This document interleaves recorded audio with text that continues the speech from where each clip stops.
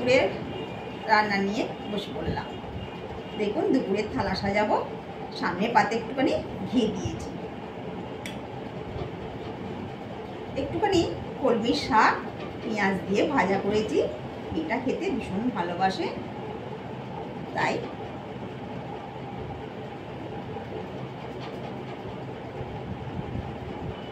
পটল ভাজা,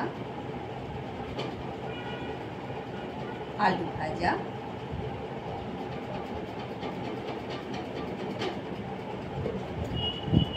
আর কাঁক রোল করেছি জানেন, একটুখানি পেঁয়াজ দিয়েছি।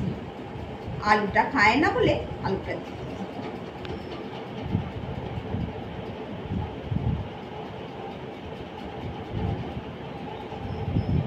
চিরকাল জানেন এরমভাবেই পঞ্চব্যঞ্জন রান্না করে একটু বাবাকেও খেতে দিতাম। আজকে ভীষণ তাকে মিস করি। মেয়েটাও খেতে ভালোবাসে, তাই পঞ্চব্যঞ্জনই রান্না করি। একটুখানি পেঁয়াজ দিয়ে মুসুর ডাল করেছি, ডাঁটা দিয়ে আলু দিয়ে ঝাল, শুধু মোচা পেঁয়াজ দিয়ে আজকে ঘন্ট করেছি জানেন। নতুন রকম রান্না করতেও ভালো লাগে, খেতে দিতেও ভালো লাগে। শুধু মোচার ঘন্ট আর মাছের ঝাল।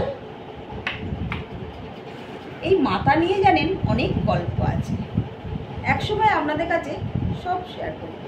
ইচ্ছে হয় সব কিছুই সবাইকে বলতে, কেন জানি না। আর নুন লেবু। আজকে দুপুরের রান্না এই পর্যন্ত। এখন পঞ্চব্যঞ্জন রান্না করে আপনাদের সঙ্গে শেয়ার করতে ভীষণ ভালো লাগে। আগে রাঁধতাম, ওর বাবাকে খেতে দিতাম, এখন মেয়েকে খেতে দিই।